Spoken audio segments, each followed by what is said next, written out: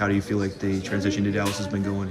Oh yeah, it's. I mean, the transition to Dallas has actually been pretty good. I've enjoyed it. We love Dallas. My wife and the kids have really enjoyed it. It was kind of a little bit of the first month was tough with school and everything, and trying to get acclimated to weather in August and stuff. But other than that, we've really enjoyed it, and obviously the guys have been very welcoming.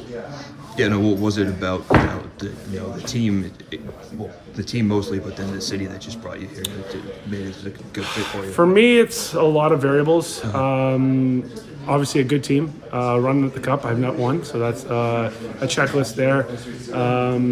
They've got some older guys that I've played against for a while, and then when you get to my age, there's a little bit, I'd say, limited options, and so you got to kind of take everything in take all the teams that you've got and try to figure out what makes the most sense. Money's a thing. City's an idea. How well the team's going to be, the pan out, the coaching. There's a lot of different variables that you try to play into, and then you just check them off, and whichever one has more checks, you kind of choose that way. How much did that relationship with Jim Nill have to do? That was probably one of the biggest check marks, if not maybe the number one check mark on the list. So having a relationship with him with the Red Wings and him being the first guy and basically drafting me to the Red Wings was obviously a really big familiarity. And then having him as the GM in Grand Rapids and assistant with the Red Wings is an easy transition for me. Your brother played here too. Did he tell you anything? Yeah, he gave me a lot of advice actually. I think we do that for each other, especially when this year he went to New York and I came to Dallas, teams that we've played for previously. So we just give each other a little bit of advice and places to live, food spots, all that stuff. So it makes the transition easier.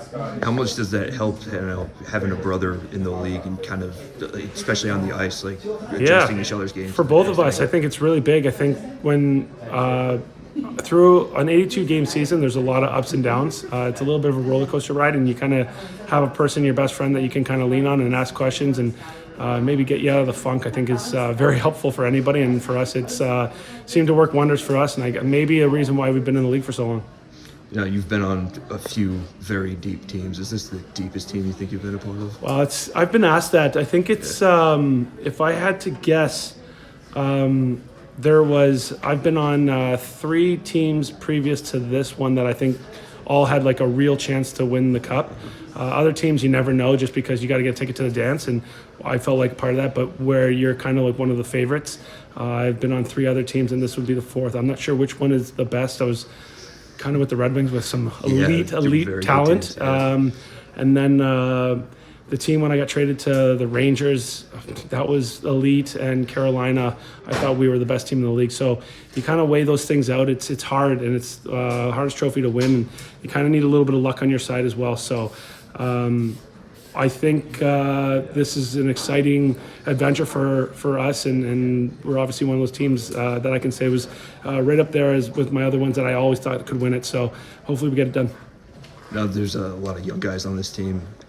You just mentioned all the teams that you've been on. What are you doing to kind of help them and use those experiences to get them ready for the playoffs? Yeah, we have our young guys are pretty mature, to be honest, and you've seen it with some of the guys like Johnny and Harley. Like they've taken off and really the door opened and they kind of stepped through it. So I don't have to say too much to most of them, but any advice that I've learned from previous Hall of Famers, I try to pass on, or just stories, and they can take it however they want. Normally they take it the way I want them to take it, but for the most part, you just kind of help them out here and there and see where it takes you. And I think our young guys have definitely improved throughout this year.